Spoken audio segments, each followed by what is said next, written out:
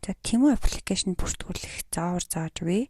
За ингээд Temu руугаа нэвтрээд орохоор нэвтрэх бүртгүүлэх гэдэг ийм дэс гараад ирнэ.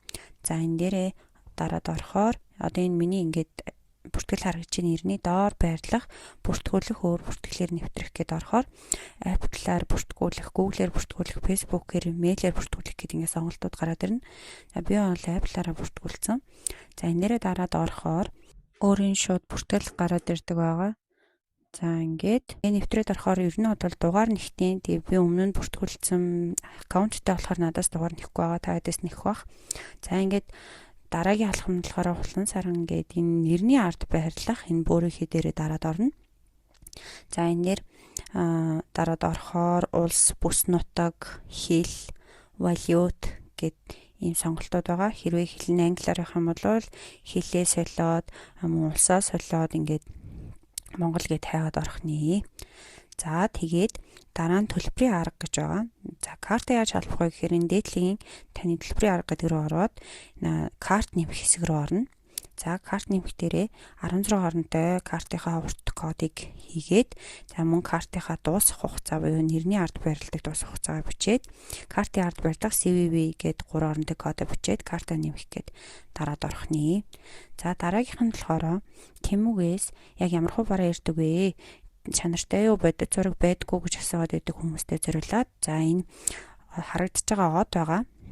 Загсан дээр дарахын өмнө энэ одны хажуудалд байрлах сумн дээр дараад сэтгэгдэл хэсгийг харах нэ. Сэтгэгдэл хэсэг дээр нь худалдаж авсан хүмүүсүүдийнх нь бодит зураг, материалын зураг, за мөн сэтгэгдэл хэр чанартай байсан зэрэг сэтгэгдлүүд нь байдаг болохоор тэднийгээ сайхан судлаад за тэгээд өөртөө тохирсон таарсан материалтай бараануудаа сонгож авч болох нэ.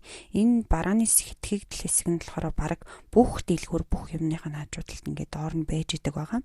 Тэрэн лүгээ дарж ороод сэтгэгдлийг харж агаад тэгээд чанарын баталгаагаа харчиж болох нэ.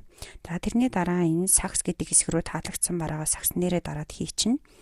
Тэгээ хаягаа яаж холбох вэ гэхээр тухайн саксан дотор хийсэн бараануудынхаа авах гэж байгаа юмнуудаа чеклэн. За би ингээ авахгүй бараануудаа ингээд хасчлаа. За тэгээд энэ доотлын хулбар шар дээр дарна.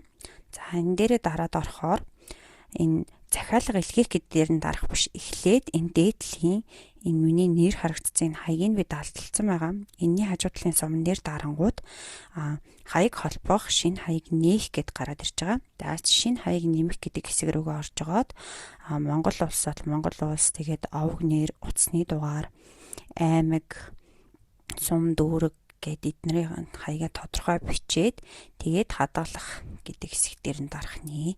Ингээд картаа холбоод, хаягаа холбоод, бараануудаа судлаад ингээд захиалга хийх боломжтой байх нэ. За дараагийнх нь болохоор картгүй бол яах вэ? Ямар карт ашигладаг вэ гэдэг хүмүүстэй зориулаад ингээд виртуал карт үүсгэх юм заавар зааж өгье. Энэ дээр нь карт гэдэг хэсэг дээрээ дараад за тэгээд виртуал карт үүсгэх гэдэг энэ доор байж байгаа. Энэ виртуал карт үүсгэх гэдэг дээрээ дарахаар ингээд карт нь сонголт нь гараад ирнэ. За ингээ мастер карт гэдгээ сонгож жоод за өөрөө чинь нэр нь гарч ирнэ. Тэгээ хугацаагаа сонгоод картынхаа валютыг сонгоод тэгээ картын захиалгын төлбөр мөн адил карт холбох дансаа холбоод тэгээ виртуал карт үүсгэх гэдэг дээрээ дарах нэ. За ингэнгүүт тухайн таны виртуал карт ингээ үүсэт гараад ирнэ. За ингээд үүсгэсэн картаа Temu, Pinduoduo бүгдэнд нь ашиглаж болох нэ. За дараагийнх дээр нь Pinduoduo заавар оруулнаа. Баярлалаа.